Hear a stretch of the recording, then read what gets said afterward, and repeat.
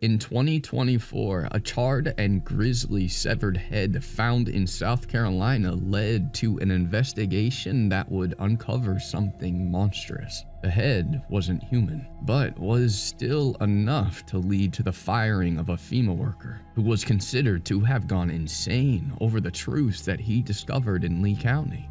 Recently uncovered audio recordings, however, prove the man's sanity, even in the midst of uncovering a decades-old horror that still stalks Lee County and Scape. It's a swamp that doesn't just hide its secrets, it breeds them. These are those recordings. My name is Martin Rowley. I'm a lead damage assessor, and as you listen to this, try to remember that I have no reason to lie, and I'm not crazy, and I value my job. I've spent sleepless nights knowing that I have no choice but to report what I saw to my superiors. Yeah, this could cost me my job. My wife wants me to stay silent, talk to a psychiatrist instead. She's afraid that I'll be labeled a lunatic. So am I, because what I now believe could lead authorities to put me away. But I love the work that I do. My research funnels vital money to people that need it. I know I do good. And here's hoping that you still let me do so even after I tell you the proof that they've got monsters in that swamp. The people of Lee County are good people. I grew up in the South myself, so I'm not spooked when we approach a home that has dedicated resources to, as I like to put it, private defenses. When I got to the Rickett family home, or more accurately, the end of their driveway, I was surprised and rather impressed by this 12-foot tall electric fence that they had erected around their grounds. I kept calm as Walter Rickett stepped down to the fence with a shotgun. We damage assessors know when we're encountering a paranoid survivalist whose distrust for the government makes them dangerous. Walter wasn't that. He wasn't one to follow a storm evacuation order, but he was scared. Just not of me, the feds, or even a Category 5 hurricane. His eyes stayed on some storm clouds in the distance as he answered all of my questions very carefully and, as far as I could tell, honestly. A sense of thanks but no thanks to my queries about any aid they needed. See, I appreciate it, sir, but as you can see, this fence is all I need. Round here, we don't fear the storms. It's what comes with them. On this, he nodded up to the top wire of the fence, over 10 feet in the air, off of which was dripping something that will stay with me the rest of my life. It was half a skull, not human. Something longer. It was more like the jawbone of an alligator than a man. There was still some meat on that bone too, rotting in the humidity and humming with flies as a dead yellow eye stared out, still lodged in its socket. It was the flesh on the bone, however, that's going to haunt me. It was covered in scales. The entire headpiece was charred and black, but there was no denying, even from down at ground level, the surface of that skin was reptilian. You ever seen anything like that before? Mr. Rickett hefted his shotgun and looked back at his family all huddled together and watching us from his porch. Around the storms, yeah, the weather must be a reminder of the hurricane that wiped out Randy Doggett, and he looked to the reptilian skull like a hunting trophy. And then he told me to look up the history of Doggett, and whatever I could find about Walter's now deceased mother, Aida Rickett. The internet and local records showed me that Doggett was an exotic pet smuggler who was arrested after a hurricane in the 70s released a garage full of foreign reptile species into the swamps in the area. It took a deeper dig to find anything on Aida Rickett, however, and what I found uncovered a 50-year-old conspiracy, powerless officials ignoring the pleas of their people to defend them from something inhuman. Aida had told the police all about it, some 20 years after Doggett and his bizarre reptiles were swallowed by the swamp. Her account had suspiciously been lost to time, or more realistically, hidden because local police didn't want to consider the reality. Aida was an incredibly brave woman, one that didn't run from the law. the truth, or even a Category 5 hurricane. But that night she ran for her life, even as one terror became overshadowed by a whole other unimaginable beast. So here it is. This is Aida's account of a horror that I believe still lurks in those murky waters to this day. Police recording, Aida Rickett, June 19th, 1991. Listen, if this is going to get my family in trouble, I'm not going to get into it. We didn't evacuate like we were supposed to. That's just our way. We take care of our own, and my daddy is sick, and we don't like moving him. As you can see, I've got a baby on the way, and us Ricketts take care of ourselves. You understand? My husband and I have a plan, and none of this has changed that. So if this is going to get all about us not following orders, I'll just get the hell out. You're not going to believe what I say anyway. Alright, so are we good on that? Fine. Then I'll tell you what you need to know. How you came about finding me in a bloody station wagon upside down in Scape swamp. We've been telling you about that damn station wagon for months. I know 7 people, 7, that have come in here and told you to take those damn 2 bastards in. They cruise this county in that creepy ass station wagon, all the windows taped up with trash bags in back. Why the hell do you think they do that? I'll tell you why. They're smugglers, kidnappers, human traffickers. Is it for sex? For slaves? I don't know that, but you want to know what happened to that tourist that disappeared from the gas station last month?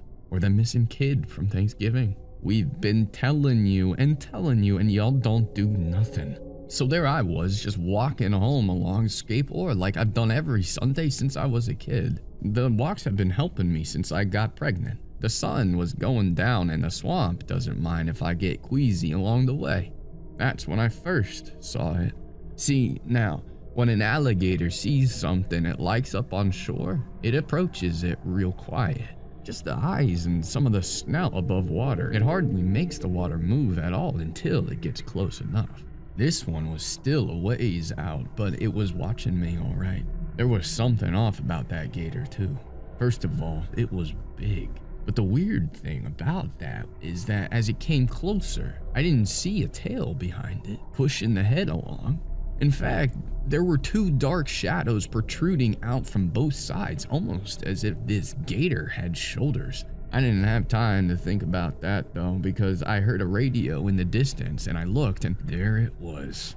That damn station wagon you cops never did anything about, rolling real slow down the road. And I didn't want to get any closer to that gator, but I sure as hell wasn't going to end up wherever that tourist girl did either. So I slid down the embankment and I watched them through the grass. I was keeping one eye on the gator, and that ugly brown station wagon pulled up to a stop right where I had exited the road. They'd seen me, and any reason that they had for following couldn't be good news for me. I clocked the gator as I slid the best I could along the shore, trying not to rustle the reeds all up, but good luck with that. Looking to the car, I saw these 2 creeps get out, that weasel-faced cuss and that one with the bad mohawk. What, if you want a better description, just check out all the reports you've been ignoring, so don't look at me like that, you know that's true. They stepped to the shore and they looked down exactly where I'd snuck off the road. I'm sneaky, but I'm no ninja. So it was easy for them to see the drag marks where I had scuffed along to the tree where I was watching them from right now. I noticed some odd 4-toed track marks in the same mud before they looked right over at me. We hung there for a moment just staring at each other. Then I took off, running. I can only assume they started running too. We didn't say one word to each other. Turns out we never would neither. I know that swamp and the trees around it pretty damn well, but some of your smarts slip away when you're running for your life. There was a big old hiding place under a tree by the water I remembered from when I used to play around there as a kid, so I made for that as the sun was getting low. And I could hear them behind me, obviously knowing there was no need for them to keep it down. They sounded like 2 dump trucks coming through the woods. And then I heard the screaming. At first, I thought it was them messing with me, so I kept on and I found my spot. It's a deep root hollow by the water, but if you scoot in just right, you can stay dry. and I was surprised I still fit, but maybe the adrenaline made me extra desperate. Once I was in, I started to realize one of those pricks was still screaming. And this wasn't like a, "Oh, we're coming to get you" scream. This was like a pain in it that it also sounded shocked, like it was a, "What the hell is happening to me?" kind of howl.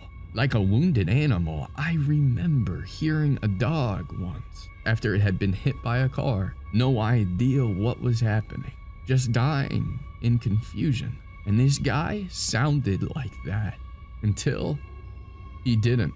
And just like that, snap. Just like the dying dog, his scream just stopped. I had no idea what was going down, but I had this real sense that I now only had one of those guys to worry about. And whatever the hell made him scream like that. Now, if you told me that I stayed in that root hollow for 5 minutes or 5 hours, I'd believe you either way. All I know is that the sun dipped, the moon was bright, and I sure as hell wasn't coming out of there unless I was discovered. At 2 points, I swear, I could hear feet nearby me. Once sounded normal, like the boots of the Mohawk prick, I imagined.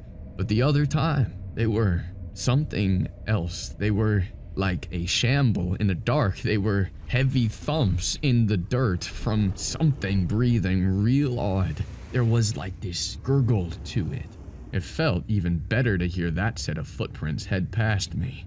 A little later, I swear I heard some crying from deeper in the trees, but then I heard this kind of slosh from down the shore. It was like something entering the water. Now you know that I've had my share of encounters with swamp animals. As kids, we used to call the place I was hiding the Cottonmouth Lair. Now, as you can tell from my story, if you even believe it, I know when to run and when something is just a water snake.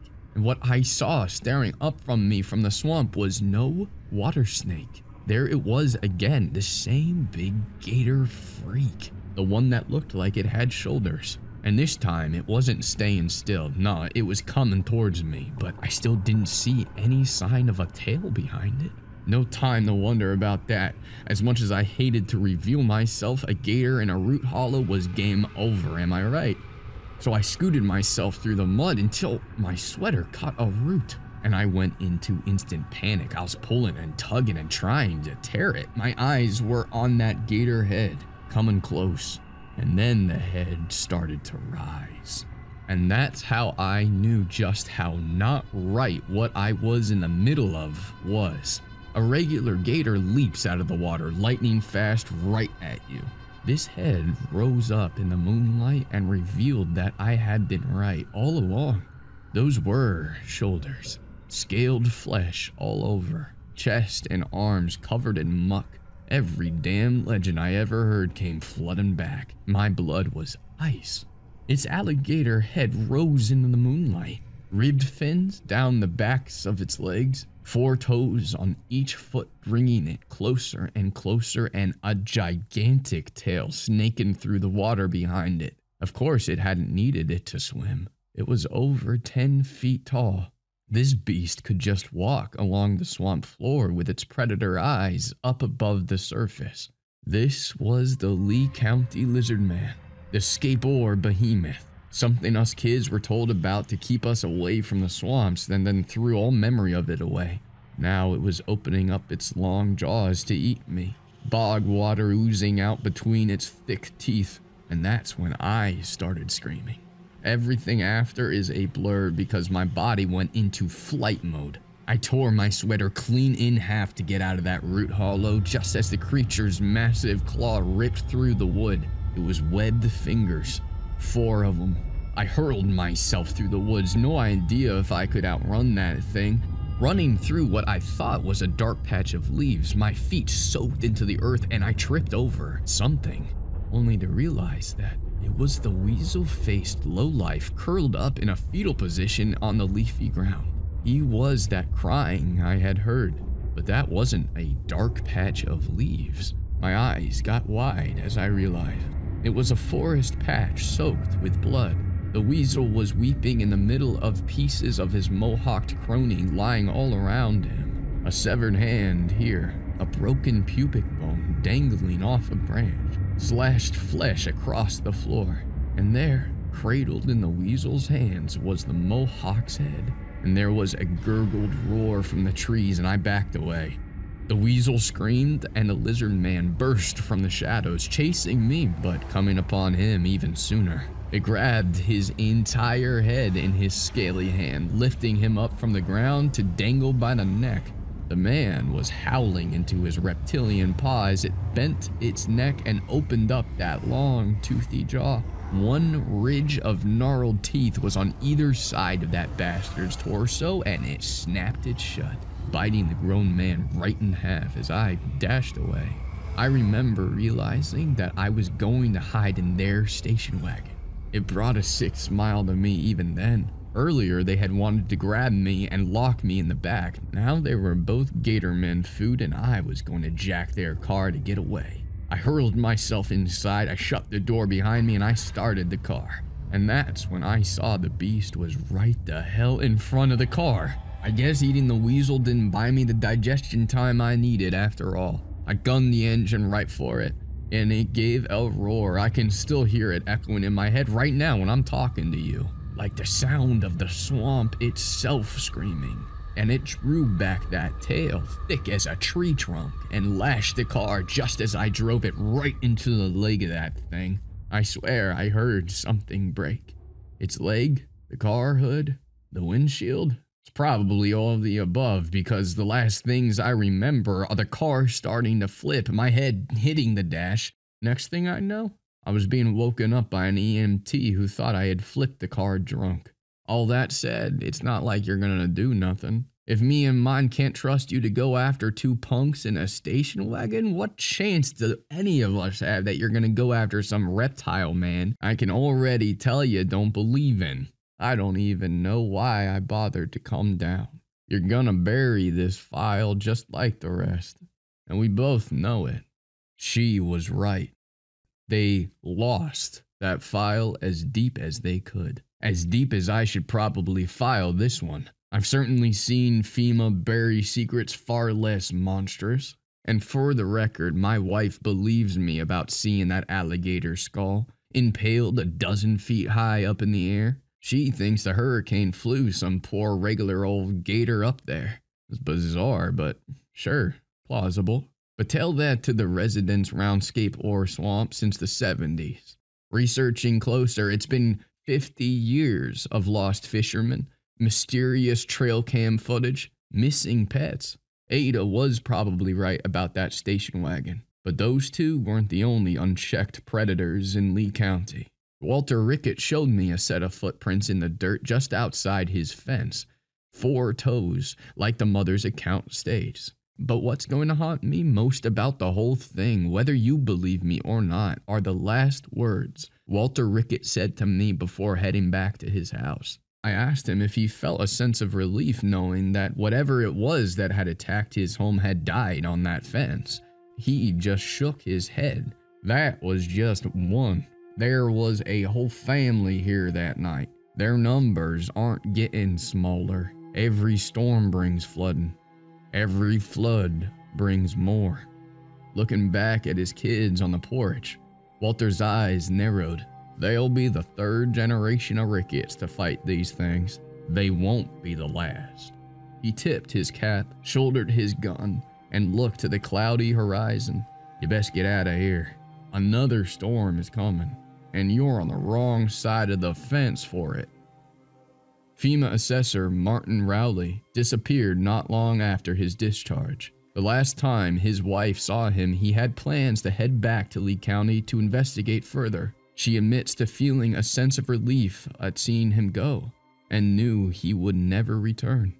And since his report, 3 more FEMA officers have resigned in the Lee County area. And all the while, more and more electric fences are going up around the homes near Scape or Swamp, and hurricane season is just beginning.